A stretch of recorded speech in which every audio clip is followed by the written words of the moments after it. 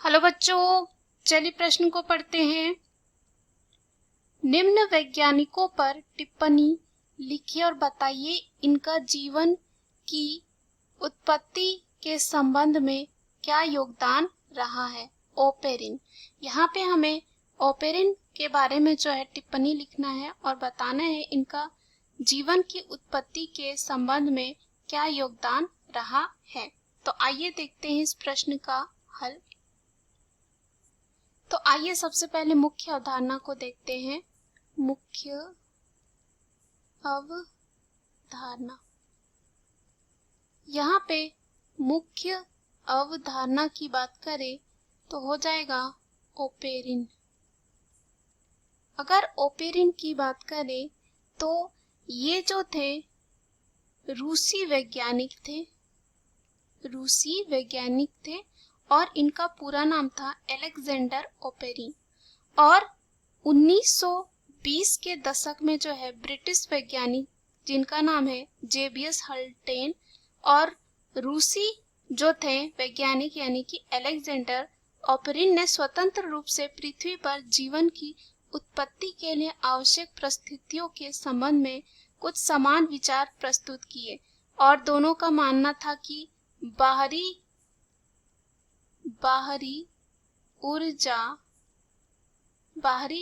ऊर्जा स्रोत जैसे कि पराबैंगनी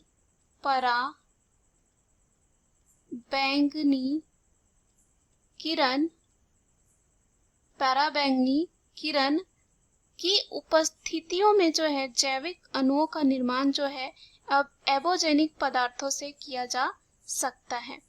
उसके बाद यहाँ पे अगर हम इनके सिद्धांत की बात करें, जो ओपेरिन का सिद्धांत था जीवन के उत्पत्ति के संबंध में, तो कुछ इस प्रकार था। तो यहाँ पे अगर हम बात करें जीवन की उत्पत्ति के संबंध में जो सिद्धांत था वो कुछ इस प्रकार था। तो यहाँ पे अगर हम माने इनके सिद्धांत की तो ओपेरिन के मत के अनुसार जीवन की उत्पत्ति सर्वप्रथम जो है समुद्र में हुई। कहाँ हुई थी? समुद्र में, ओपेरिन के हिसाब से। और यहाँ पे जो है यह बहुत ही धीमी प्रक्रिया के रूप में जीव रसायन के रूप में उत्पन्न हुई, जो कार्बनिक एवं अकार्बनिक पदार्थों के हजारों वर्षों में अभिक्रिया से बना। ओपेरिन के सिद्धांत का समर्थन इस बात से मिलता है कि जीवों के जीवद्रव्य में उपस्थित तत्व एवं यौगिक जैसे कि हम बात करें हाइड्रोजन, उसके बाद अमोनिया, साथ ही साथ कार्बन, गंधक, फास्फोरस और जल सभी कुछ समुद्र में उपस्थित थे। इस प्राथमिक पदार्थों से जटिल पदार्थों जैसे कि ethane, propane, butane, ethylene, acetylene और अल्कोहल का भी निर्माण हुआ। उसके बाद इन्हीं यौगिकों ने पराबैंगनी किरण तथा एक्स किरणों के विद्युत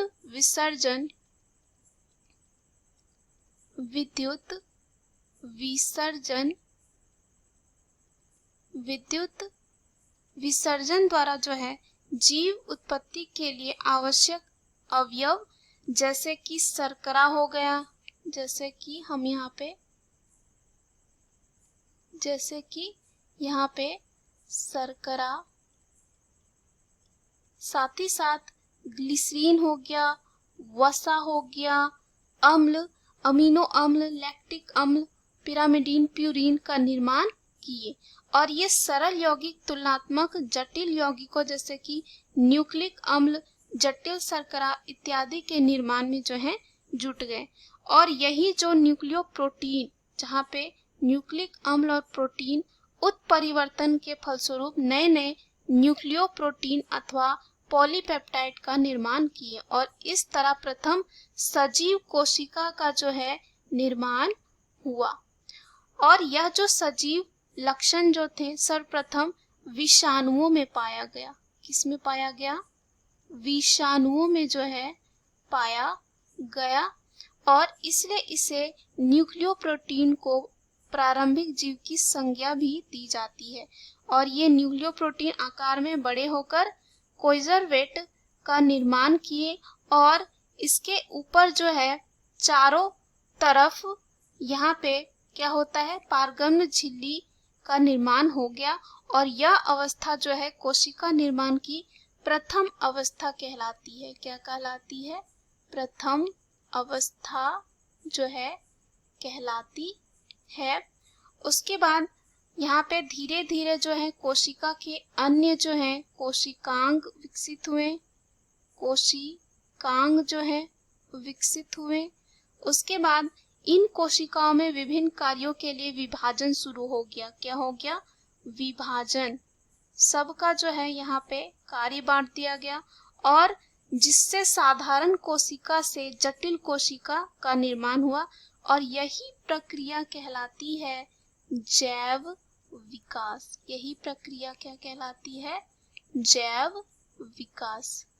मुख्य अवधारणा के आधार पर हमने सिद्ध कर लिया है कि ओपेरिन वैज्ञानिक कौन थे और इनका जीवन की उत्पत्ति के संबंध में क्या योगदान रहा है। आशा करती हूँ यह उत्तर आपको समझ में आया होगा। धन्यवाद।